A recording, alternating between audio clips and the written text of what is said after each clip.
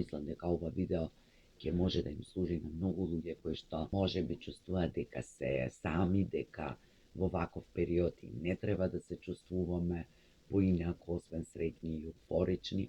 Здраво и добре дојдовте во уште едно ново видео. Темата се движи околу тоа дали знаеме, дали си дозволуваме да кажеме дека не се чувствуваме добро. А особено на тоа ме инспирира овој предновогодишен период, кој полека, но сигурно не води кон самата новогодишна вечер.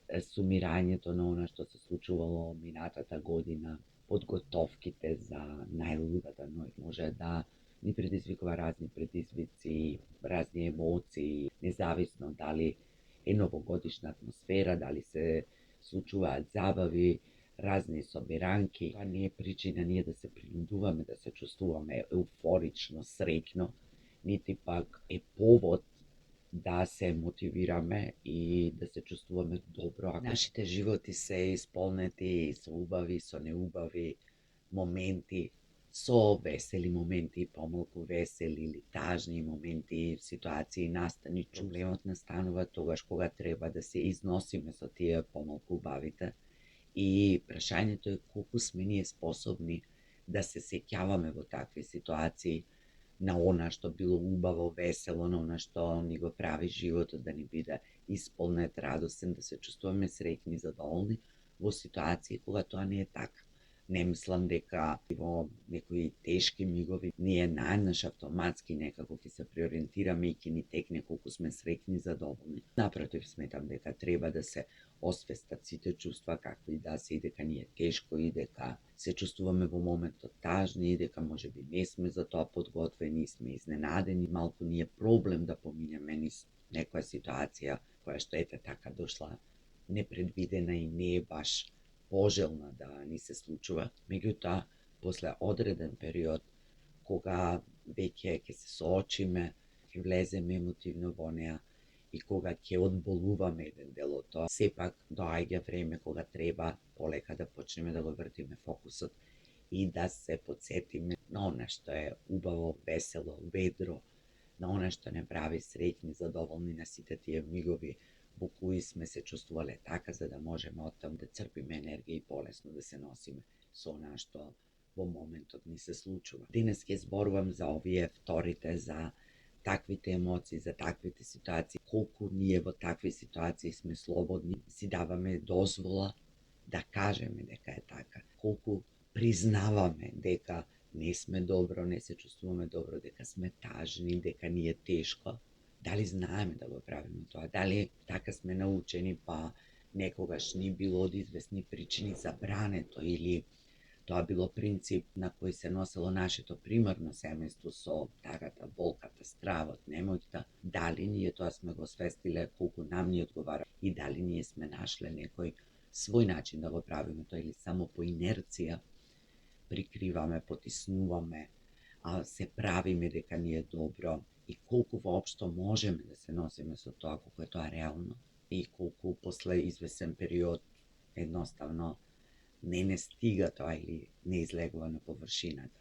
Мојот канал, исто така и мојата страница на Facebook се вика Ти можеш. И многу често може да сретнеме нели такви мотивацијски мисли, ти можеш се. Сите кои што ме следат знаат дека не мислам дека ние луѓето можеме се, меѓутоа можеме многу. И во мојата дефиниција на тоа ти можеш постои и тоа дека ти можеш и да не се чувствуваш добро, ти можеш и да се чувствуваш тажен, можеш и да се соочиш со некој предизвик со кој не знаеш како да се носиш и можеш да зборуваш за тоа и можеш да го покажеш тоа без понатаму да објаснуваш, да се правдаш или да се обвинуваш себе си зашто е тоа така. Многу често среќавам луѓе кои што не го прават тоа, потиснуваат својата болка, својата тага, ја кријат од другите, иако сите знаеме дека ништо не може да се скрие, се гледа на нашите лица и дека дури да успеваме во тоа, ќе успеваме еден одреден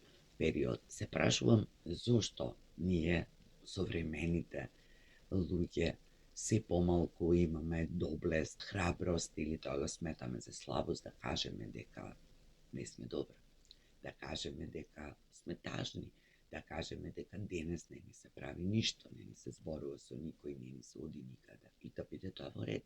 Да не мора одма од тоа да произлегува драма, да добиваме етикети или да си бараме разни состојби по интернет, бидејќи тоа е денес нели многу модерно. Само едноставно да кажеме денес не се чувствувам добро, денес оставете ме на мира, не сакам да зборувам со никој, сакам да го прележам овој ден, па дури иако не е тоа само денес, иако е подолг период, до оној момент додека нели се уште сме некако функционални, ако трае, иако не кочи во секојдневното живење, да си побараме помош, онаква каква што ние ќе почувствуваме дека ни треба. Со напливот на социјалните мрежи и на тоа што ние ги ставаме нашите прекрасни фотографии од нашите прекрасни моменти и прекрасни животи. Ми се наметнува и прашањето и размислувањето, колку тоа придонесува додека изгледа дека се повеќе и повеќе се отвораме и сме транспарентни, се јавно објавуваме. Во суштина сме се позатворени во себе и колку таа слика која што ставаме по социјалните мрежи станува се подалечна од онаа слика која што ја живееме во нашето секојдневие. Да, можеби ќе речете дека тоа е карактеристика на помладите, меѓутоа јас многу пати сум зборувала и за негативни коментари, за нашата потреба да им пишуваме на јавните личности, но истовремено и да чувствуваме понекогаш завист или желба за надпревар. Моето е подобро, јас имам поубав живот, мојот брак е посреќен, јас сум поуспешна, ние повеќе шетаме, повеќе излегуваме, од вас видете неколку сме среќни. А во суштина, во реалноста, тоа не е така. И од друга страна, кога потоа ние сами ги гледаме тие наши слики и објави, мислам дека доаѓаме во ситуација во која си завидуваме сами на себе си, како тоа ние живееме и изгледаме на социјалните мрежи, за разлика во реалниот живот. И сите некако знаеме дека тоа не е реално, дека сите таму го оставаме најдоброто, најзабавното, најинтересното од себе и дека тагата и тешките моменти и нашите животни предизвици не се секогаш за да ги ставиме на нашите социјални мрежи. И тука апсолутно се согласувам, секој прави онака како што му чини. И овде се фокусирав на влијанието од социјалните мрежи, кое што е се поголемо и се поголемо и се губи границата меѓу она што е јавно, што е приватно, што е реално, што е измислено, што е наместено. Јас не сум секогаш среќна, насмеана, презадоволна, нашминкана, срочена добро во мислите, нити пак сите мои објави се хиперпозитивни, хипервесели, затоа што целта на каналот и целта на страницата е да им помогне на луѓето и да им покаже дека сите се чувствуваме секако, дека сите емоции ни се дадени како казна или како привилегија, зависи како гледаме на тоа,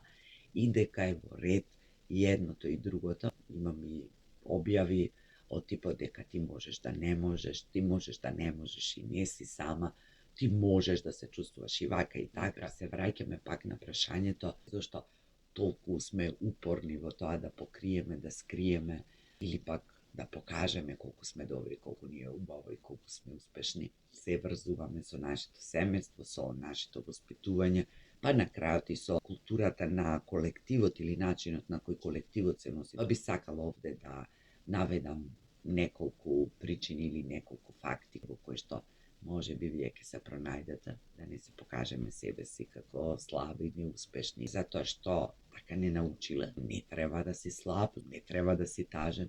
За жал и денес, нели, кога некој ќе се расплаче во наше присуство, па и на малите деца, прво што им велиме, ајде сега не плачи. А зошто да не плачеме? Секој човек има право да плаче, ако е тажен и ако се чувства така. Солзите се на крајот на криштата, лековите, плачењето ослободува. Се повеќе луѓе среќавам кои не можат да плачат, луѓе кои се срамат да плачат. Живееме во свет во кој што нашите македонски мажи, па дури тоа го гледам и кај моите ученици, кај младите момчиња, не плачат, не покажуваат емоции, затоа што тоа не е мажествено.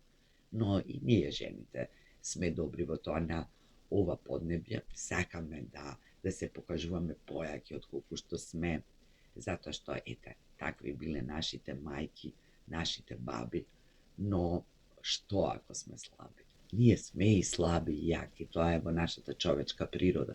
И во ред е да се плаче, исто како што е во ред да се смееме. И во ред е да се биде тажен, исто како што е во ред да се биде среќен. Е потребно да го кажуваме и споделуваме затоа што се ослободуваме од одредени товари. И тука се наметнува прашањето кого ќе разочараме со тоа. Зошто ни е битно дали некого ќе разочараме, чии очекувања ќе изневериме, дали се тоа очекувањата на нашите родители или на нашите деца. А сите знаеме дека можеме да бидеме и слаби и јаки, сите знаеме дека сите плачеме и се смееме. Се криеме едни од други. Ја криеме својата човечност. Може би во одредени периоди сметаме дека немаме кому, во одредени периоди не сакаме да ги замараме другите со нашите проблеми. Мислиме дека никој нема да не разбере, сами себе се лажеме и убедуваме дека добро ќе ми помине, не мора да зборувам за тоа, ќе го потиснам, ќе го оставам, ќе помине. Многу пати во животот сведочиме на тоа дека нема да помине само ако не го кажеме гласно, ако не го разговараме, ако не го исплачеме. Оние интимни лаги кои што си ги кажуваме на себе си, како не е страшно, а зошто мора да е страшно? Не мора да чекаме да е тоа многу страшно и многу тажно. Не мора секогаш да имаме некоја голема причина и не мора секогаш што точно да знаеме од каде доаѓа, што е, зошто е ова вака и зошто е така. Едноставно, така е како што е. А нормално ако имаме потреба и време и желба, ќе навлегуваме за причините, ќе анализираме.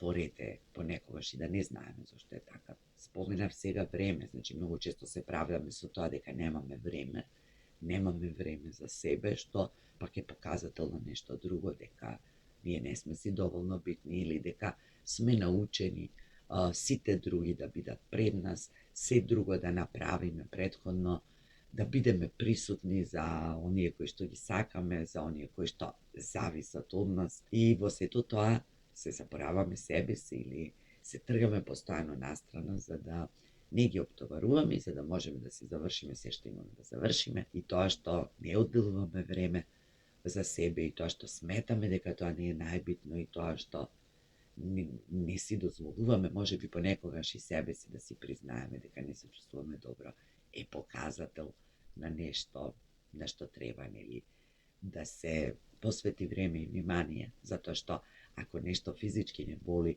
многу побрзо ќе го кажеме тоа. Многу побрзо ќе побараме стручна помош, отколку ако тоа е нешто што се врти во нашата глава или нешто што ни е емотивен предизвик. Она што сакам да го резимираме дека во ред е да не се чувствуваме добро, во ред е да го кажеме и покажеме тоа. Наш избор е нормално дали тоа ќе го направиме со блиски луѓе, пријатели или едноставно ќе платиме некој за да не слуша. Во ред е да побараме помош и стручна помош. Меѓутоа, убаво е да имаме безбедна некоја средина, двајца, тројца луѓе со кои можеме да го споделиме тоа, независно како ќе бидеме разбрани, да немаме чувство дека ги оптоваруваме и малтретираме, да бидеме свесни дека и тие луѓе поминуваат низ исти предизвици, па може би утре тие ќе ни се обратат на крајот на криштата е и неважно. Важно е да не потиснуваме, да не трупаме, да не се присилуваме себе си, да се чувствуваме добро и плюс нели тоа јавно и транспарентно секаде да го покажуваме, затоа што тоа пак представува дополнителен притисок, дополнителна тежина, не помага, туку доведува до ситуација да се чувствуваме уште полошо додека се трудиме да покажеме колку сме добро. И во ред е да не се чувствуваме добро во секој период од годината и независно дали нешто се слави, прославува. Ако ние се чувствуваме добро, и ние ќе прославуваме. Ако ние не се чувствуваме добро, тогаш е прво најбитно да го решиме тоа некако, да дојдеме до фаза во која ќе се чувствуваме добро, а потоа се ќе прославиме и ќе бидеме еуфорични, радосни и среќни, меѓутоа најпрви не битно, нели, да го разрешиме тоа што не притиска и мачи. И за крај, ти можеш, меѓутоа ти можеш и да не можеш, ти можеш и да не се чувствуваш добро, ти можеш и да разговараш, можеш да го кажеш гласно тоа, да го покажеш тоа, и ти можеш, односно, тоа е твој долг и обврска кон себе си, потоа и кон оние кои ти значат. Ако не се чувствуваш добро, кажи го тоа. Ако не се чувствуваш добро, покажи го. Ако не се чувствуваш добро, ако ти е потребна помош, побарај ја. Нека биде тоа мојата порака вака при крајот на оваа година, Ајде да ги нарекуваме работите и чувствата со вистинското име. Ајде да си дозволиме најпрвен себе си, а потоа и едни на други да бидеме луѓе и да чувствуваме се што чувствуваме и да ги нарекуваме работите со нивното вистинско име, да се ослободиме од тоа што ќе речат другите, затоа што другите сме ние, односно секој друг за некого. Ви посакувам да сте добро, ако не сте, да го кажете тоа и да барате начин да се носите со тоа најдобро што знаете и умеете и се гледаме со некоја нова тема наскоро во некој ново видео. До тогаш ставете лайк, subscribe, поддржете ја мојата работа, погледнете и некои од старите видеа, посетете ја мојата страница на Facebook со исто име Ти можеш. Се најубаво.